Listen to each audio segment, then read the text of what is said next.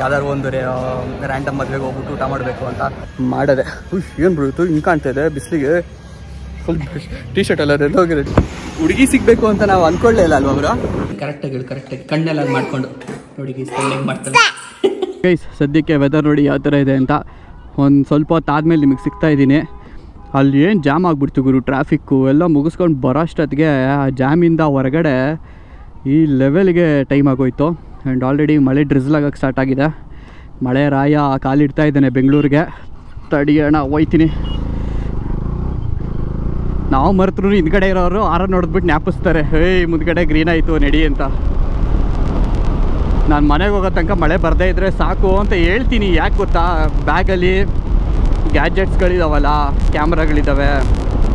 So ಹಾಗಾಗಿ camera ಅಂದರೆ GoPro batteries, ಅದಾದಮೇಲೆ ಇನ್ನೊಂದು ಎಕ್ಸ್ಟ್ರಾ ಒಂದು ಚಿಕ್ಕ ಕ್ಯಾಮ್ರಾ ಇದೆ. ಮಳೆನಲ್ಲಿ ಅಂದರೆ ಪ್ರಾಬ್ಲಮ್ ಆಗಿಬಿಡುತ್ತೆ, ವಾಟರ್ ಪ್ರೂಫ್ ಬೇರೆ ಅಲ್ಲ ನಮ್ಮ ಬ್ಯಾಗು. ಸೊ ಅದೊಂದು ಭಯ ಆಗ್ತಾಯಿದೆ. ಅದು ಬಿಟ್ಟರೆ ಇನ್ನೇನಿಲ್ಲ, ಮಳೆ ಬಂದರೆ ಒಳ್ಳೆಯದೇ. ಮಳೆ ನೆನೆಯೋಣ ಅಂತಲೂ ಅನ್ನಿಸ್ತಾ ಇದೆ. ಅದೊಂದು ನೆನೆಸ್ಕೊಂಡ್ರೆ ಬ್ಯಾಗಲ್ಲಿರೋ ಗ್ಯಾಜೆಟ್ಸ್ನ ಭಯ ಆಯ್ತೈತೆ ಅಷ್ಟೇ. ಸದ್ಯಕ್ಕಂತೂ ರೋಡ್ ಕ್ಲಿಯರ್ ಆಗಿದೆ, ಆರಾಮಾಗಿ ಹೋಗ್ಬೋದು. ಒಳ್ಳೆ ರೈಡ್ ಆಯ್ತು ಇವತ್ತು.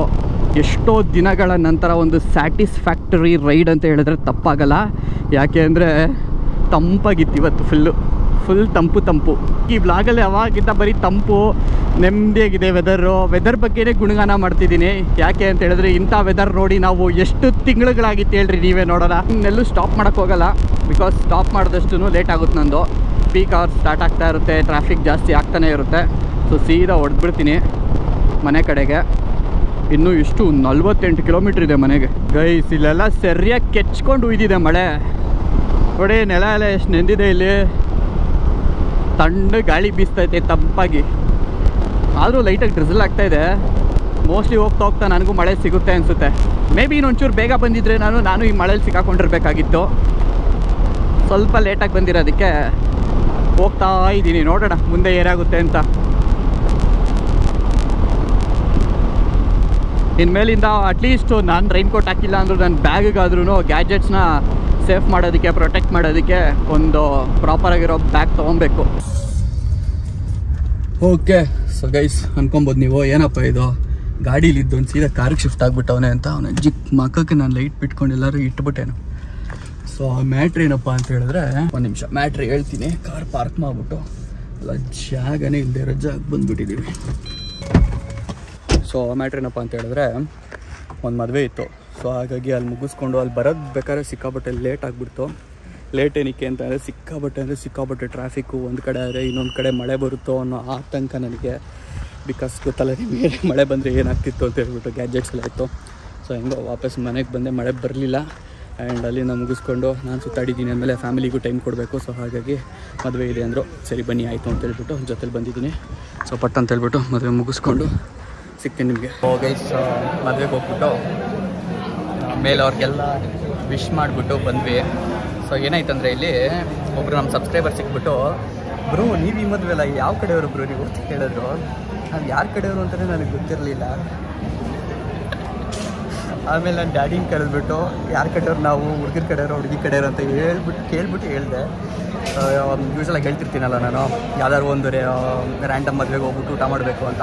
ಸೊ ಆ ಥರ ಅಂದ್ಕೊಂಡ್ಬಿಟ್ಟು ಬಂದುಬಿಟ್ಟು ಅವ್ನು ಅಂದ್ಕೊಂಡಿರ್ತಾರೆ ಅಂತ ಅಂದ್ಕೊಂಡು ಒಂದು ಕ್ಲಾರಿಟಿ ಕೊಟ್ಬಿಟ್ಟು ಬರಬೇಕಾಯ್ತು. ಆ ಥರ ಆಯ್ತು ಇವತ್ತು. ಸೊ ಮಮ್ಮಿ ಇದ್ದಾರೆ, ಡ್ಯಾಡಿ ಫ್ರೆಂಡ್ಸ್ ಇದ್ದಾರೆ ಅಲ್ಲಿ. ಸೊ ಇರಲಿ, ಆಮೇಲೆ ತೋರಿಸ್ತೀನಿ ನೋಡಿ. ಪಾನಿಪುರಿ ಹಿಡ್ಕೊಂಡು ನಿಂತ್ಕೊಂಡಿದ್ದೀನಿ ನಮ್ಮ ಮಮ್ಮಿಗೆ. ಮಮ್ಮಿ ಸ್ಮೈಲ್ ನೋಡ್ರಿ ನೋಡಿ, ಇವೆಲ್ಲ ಮಾಡಬೇಕು. ಅದು ನಮ್ಮ ಮಮ್ಮಿ ಪಾಪ ಹೆಲ್ಪ್ ಮಾಡೋಣ ಅಂತ ನಾನು ಹಿಡ್ಕೊಂಡು ನಿಂತಿದ್ದೀನಿ. ಬೇಡ ತಿನ್ನಮ್ಮ. ಗೈಸ್ ನನಗೆ ನಿಜವಾಗ್ಲೂ ತಿನ್ಬೇಕು ಅನ್ನಿಸ್ತಾ ಇಲ್ಲ, ತಲೆ ನೋವ್ತಾ ಇದೆ. ಮನೆಗೆ ಹೋಗಿ ಮಲ್ಕೊಂಡ್ರೆ ಸಾಕು ಅನ್ನಿಸ್ತಾ ಇದೆ. ನಿಜ ಆಗ್ತಾಯಿಲ್ಲ ನನಗೆ, ಸುಸ್ತು. ಗೈಸ್ ಒಂದು ಫಿನಿಶಿಂಗ್ ಟಚ್ಗೆ ಬೀಡ್ ಹಾಕ್ಕೊಂಡೆ, ಸಮಾಧಾನ ಫುಲ್ಲು. ಹೊರಗಡೆ ಸಾಂಗ್ ಕೇಳ್ತಿದ್ದೆ ನಿಮಗೆ, ಫಾದರ್ ಫಸ್ಟ್ ಟೈಮು ಸಾಂಗು ನಂಗೆ ತಲೆನೋವು ಬಂದಿದ್ದು. ಫುಲ್ ಸುಸ್ತಾಗ್ಬಿಟ್ಟಿದೆ ಗೈಸ್ ಇವತ್ತು, ಸಿಕ್ಕಾಬಟ್ಟೆ. ನೋಡಿ ಕರೆಕ್ಟಾಗಿ 12,000 ಓಡಿದೆ ನಮ್ಮ ನೆಕ್ಸಾನು ಕರೆಕ್ಟಾಗಿ. Boys and girls, good morning, welcome to ಇವತ್ತಿನ ಹೊಸ ವ್ಲಾಗ್. ಇವತ್ತು ನಾವು ಬೈಲಿ ವ್ಲಾಗ್ನ ಶುರು ಮಾಡ್ತಿರೋದು ನಮ್ಮ ಗುಂಡಮ್ಮ ಜೊತೆ. ಸೊ ಹಾಯ್ ಹೇಳು. ಹಾಯ್. ಇವಾಗಷ್ಟೇ ಎದ್ದಿದ್ದಾಳೆ. ಸೊ ಅದಕ್ಕೋಸ್ಕರ ಅವಳದು ವಾಯ್ಸ್ ಸ್ವಲ್ಪ ಏನೋ ಬೇಸ್ ವಾಯ್ಸ್ ಥರ ಆಗ್ಬಿಟ್ಟಿದೆ ಅಲ್ವಾ ಗುಂಡಪ್ಪ? ಸದ್ಯಕ್ಕೆ ಟೈಮ್ ಆಗಿದೆ 7 ಗಂಟೆ ಹತ್ರ. ಇವತ್ತು ಒಂಚೂರು ಲೇಟು ಜಿಮ್ಗೆ. ಸೊ ಫ್ರೆಂಡಿಗೆ ಬರೋದಕ್ಕೆ ಕಾಯ್ತಾ ಇದ್ದೀನಿ. ಸೊ ಒಂದ್ಸರಿ ಅವ್ರು ಬಂದ ತಕ್ಷಣ ಪಟ್ ಅಂತ ಹೇಳ್ಬಿಟ್ಟು ಜಿಮ್ಗೆ ಹೊರಡೋದು, ಒಳ್ಳೆ ವರ್ಕೌಟ್ ಮಾಡಬೇಕು. ಆ್ಯಂಡ್ ತಲೆಗೆ ಫುಲ್ ಎಣ್ಣೆ ಹಚ್ಕೊಂಡು ಮನೆಗೆ ಬಿಟ್ಟಿದ್ದೆ. ಒಳ್ಳೆ ನಿದ್ದೆ ಆಯಿತು.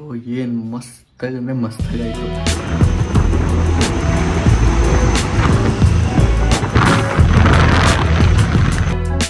ಹೆಲ್ಮೆಟ್ ಎಫೆಕ್ಟ್ ಎಲ್ಲ ಹಾಕಿರ ಅದನ್ನೇ ಎತ್ಕೊಂಡು ಹೋಗ್ತಾರೆ ಎಮರ್ಜೆನ್ಸಿ ಅಂತ. ಹೆಲ್ಮೆಟ್ ಡಿಸ್ಕಷನ್ ಗೈಸ್, ನೀವೇ ಬಿಟ್ಬಿಟ್ಟು. ಓಕೆ, ಸೊ ಗೈಸ್ ಬಂದು ರೀಚ್ ಆಗಿದ್ದೀನಿ ಜಿಮ್ನ. ಸೊ ವರ್ಕೌಟ್ ಮಾಡೋಣ ಅಂತ. ಇವತ್ತು ಯಾವುದು ಮಾಡೋದು ಮರ್ತೋಗಿದ್ದೀನಿ, ನೋಡೋಣ. ಅದು ಏನು ಗೊತ್ತಾ, ನಾನು ಇದ್ದೇ ಮಾಡಬೇಕು ಅದೇ ಮಾಡಬೇಕಂತ ಹೋಗೋದಿಲ್ಲ. ಯಾವ ವರ್ಕೌಟ್ನ ಯಾರು ಜಾಸ್ತಿ ಮಾಡ್ತಿಲ್ಲ ಅದನ್ನು ಮಾಡ್ತೀನಿ. ಬಿಕಾಸ್ ಕ್ರೌಡೆಡ್ ಆಗಿಬಿಟ್ರೆ ಒಂದೇ ವರ್ಕೌಟ್ ಎಲ್ಲರೂ ಮಾಡ್ತೀನಿ ಎಕ್ವಿಪ್ಮೆಂಟ್ ಹಿಡಿಯೋಕ್ಕೆ ಹೋದರೆ ಚೆನ್ನಾಗಿರಲ್ಲ. ಅದಕ್ಕೋಸ್ಕರ ಯಾವುದ್ರಲ್ಲಿ ಕಡಿಮೆ ಜನ ಇದ್ದಾರೆ ಆ ವರ್ಕೌಟ್ ಮಾಡೋಣ ಅಂತ ಬಿಟ್ಟು ಜೈ ಅಂತೀನಿ.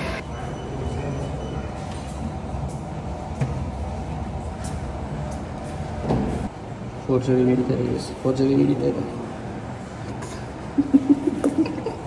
ಓಕೆ, ಸೊ ಗೈಸ್ ವರ್ಕೌಟ್ ಮುಗೀತು. ಸೊ ಇವತ್ತು ಲ್ಯಾಟ್ಸ್ ಟ್ರೈನಿಂಗ್ ಮಾಡಿದ್ದು. ಆ್ಯಂಡ್ ಈ ಥರ ಇದೆ ಪರಿಸ್ಥಿತಿ.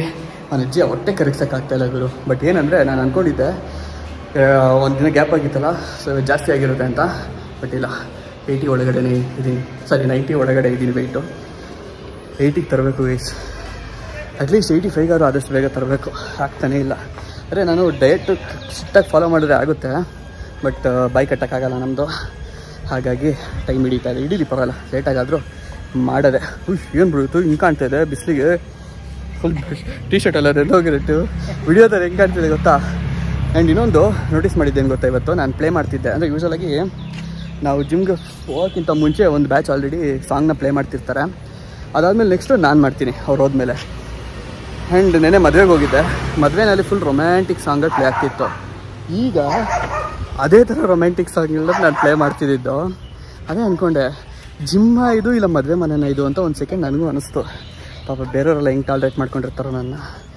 ಮೋಟಿವೇಶನ್ ಬೇಕು, ಹಾರ್ಡ್ಕೋರ್ ವರ್ಕೌಟ್ ಮಾಡಬೇಕು ಅಂತ ಬಂದವರು. ನೀವೇ ಒಂದಿಷ್ಟು ಕೆಲಸ ಇದೆ ಇವಾಗ. ಸೊ ಹಾಗಾಗಿ ನಾವು RR ನಗರ್ಗೆ ಹೋಗಬೇಕು. ಸೊ ಏನು ಕೆಲಸ ಏನು ಅಂತ ಹೇಳ್ಬಿಟ್ಟು ಹೇಳ್ತೀನಿ ಅಂತ ಅಲ್ಲಿ ಹೋದ್ಮೇಲೆ. ಸುಸ್ತಾಗ್ಬಿಟ್ಟಿದೆ ಗುರು, ಸುಸ್ತಾಗ್ಬಿಟ್ಟಿದೆ. 2 ವಿಷಯ ಗೈಸ್. ಒಂದು ಸ್ಕಿನ್ ಗ್ಲೋ ಆಗಬೇಕು, ಟಾಕ್ಸಿಕಲ್ಸ್ ಹೋಗಬೇಕು. ಇನ್ನೊಂದು ಸಣ್ಣ ಆಗಬೇಕು. ಇವೆರಡು ಇವಾಗಿರೋ ಟಾರ್ಗೆಟು. ಆ್ಯಂಡ್ ಅದಕ್ಕೆ ದೊಡ್ಡ ಟಾರ್ಗೆಟು ದುಡ್ಡು ಮಾಡಬೇಕು ಲೈಫಲ್ಲಿ. ಹುಡುಗಿ ಸಿಗಬೇಕು ಅಂತ ನಾವು ಅಂದ್ಕೊಳ್ಳೇ ಇಲ್ಲ ಅಲ್ವ ಅವರು. ಇವರು ನಗ್ಬಿಟ್ರು ದುಡ್ಡು ಮಾಡ್ಬೇಕಂತ ತಕ್ಷಣ. ಅದೇ ಹುಡುಗಿ ಬೇಡ ಒಬ್ಬರ ಹತ್ರ ಇವರು ಕೇಳಲಿಲ್ಲ, ನನಗೂ ತಲೆಗೆ ಬರಲಿಲ್ಲ. ವಯಸ್ಸಾಗ್ತಿದ್ದಂಗೆ ಹಂಗೆ ಗೈಸ್, ಬುದ್ಧಿ ಬರ್ತಿದ್ದಂಗೆ ದುಡ್ಡು ಮಾಡಬೇಕು ಅನ್ಸುತ್ತೆ, ಹಾರ್ಡ್ ವರ್ಕ್ ಮಾಡಬೇಕು ಗೈಸ್. ನಿಮ್ಗೆ ಹೇಳಿಲ್ಲ ಅಲ್ವಾ ನಾನು, ನಮ್ಮ ಮನೆಯಿಂದ ನಮ್ಮ ಜಿಮ್ ಎಷ್ಟು ದೂರ ಇದೆ ಅಂತ. ನೀವು ನಂಬ್ತಿರೋ ಬಿಡ್ತಿರೋ, 12 ಕಿಲೋಮೀಟರ್ ಇದೆ ಅಲ್ವಾ? 12 ಕಿಲೋಮೀಟರ್ ಇದೆ ಗೈಸ್ ಜಿಮ್ಮು ನಮ್ಮ ಮನೆಯಿಂದ. 12 ಕಿಲೋಮೀಟ್ರು ಅಪ್ ಆ್ಯಂಡ್ ಡೌನ್ ಮಾಡ್ತೀವಿ ದಿನ. ಅಂದರೆ 24 ಕಿಲೋಮೀಟ್ರ್ 25 ಕಿಲೋಮೀಟ್ರ್ ಅಂದ್ಕೊಳ್ಳಿ. ನಾವು ಅಲ್ಲಿ ಟೀ ಕುಡಿಬೇಕು ಅಂತ ಸ್ಟಾಪ್ ಹಾಕಿ ಅದು ಇದೆಲ್ಲ ಹೋದರೆ ಒಂದು 25 ಕಿಲೋಮೀಟ್ರ್ ದಿನಕ್ಕೆ ಬರೀ ಜಿಮ್ಗೋಸ್ಕರ. ಒಳ್ಳೆ IT ಕಂಪನಿನಲ್ಲಿ ಕೆಲಸ ಮಾಡೋರು ಹೋಗ್ತಾರಲ್ಲ, ಹಂಗೆ ಆಗ್ಬಿಟ್ಟಿದೆ ನಮ್ಮದು ಜಿಮ್ ಲೈಫ್.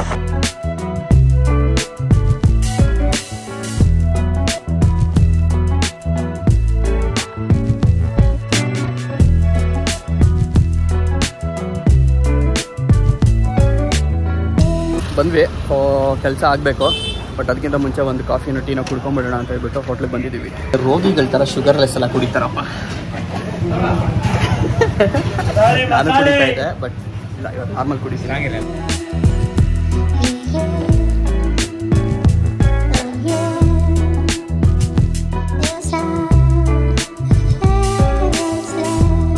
ನಡೀತಾ ಇದ್ದೆ ಡಿಪಾರ್ಟ್ಮೆಂಟ್ ಆಫ್ ಆರ್ಟ್ಸ್.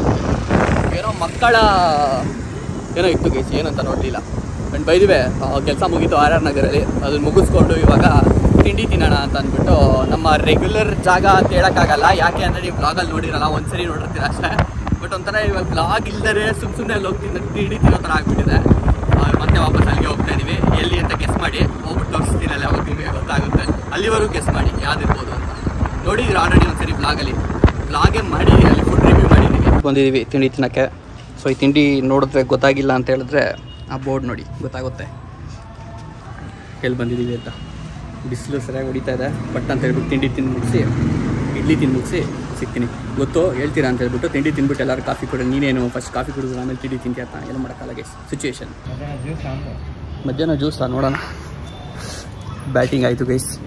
ನಾವು ಒಂದ್ಸರಿ ತಿನ್ನೋಕ್ಕೆ ಸ್ಟಾರ್ಟ್ ಮಾಡಿದ್ರೆ ಚೆನ್ನಾಗಿ ಮನಸ್ಸು ತೃಪ್ತಿ ಸಮಾಧಾನ ಆಗೋ ಲೆವೆಲ್ಗೆ ತಿಂದ್ಬಿಡ್ತೀವಿ.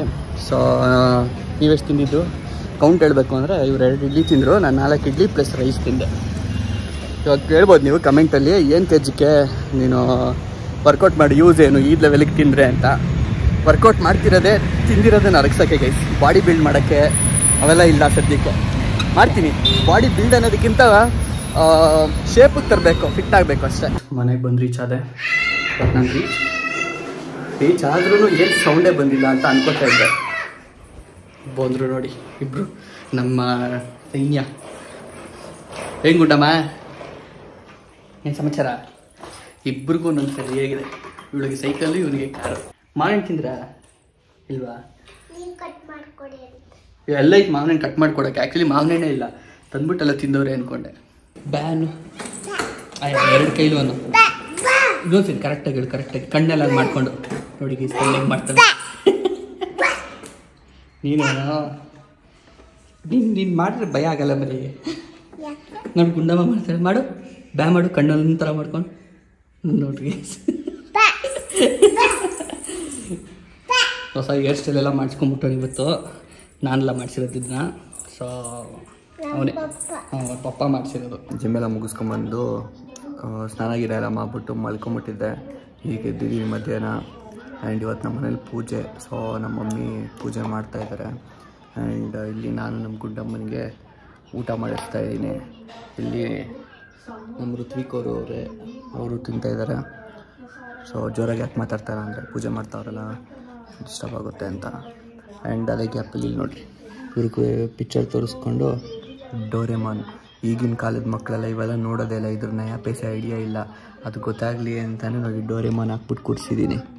ನಮ್ಮ ಟೈಮಲ್ಲಿ ಒಂದು ಲೆವೆಲಲ್ಲಿ ಇತ್ತು ಇವೆಲ್ಲ. ಇವಾಗ ಏನೇನು ನೋಡ್ತೀಯ?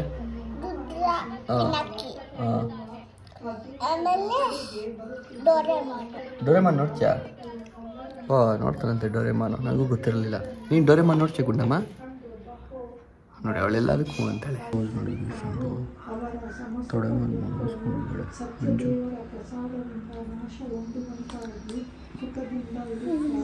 ಪ್ರೀತಿ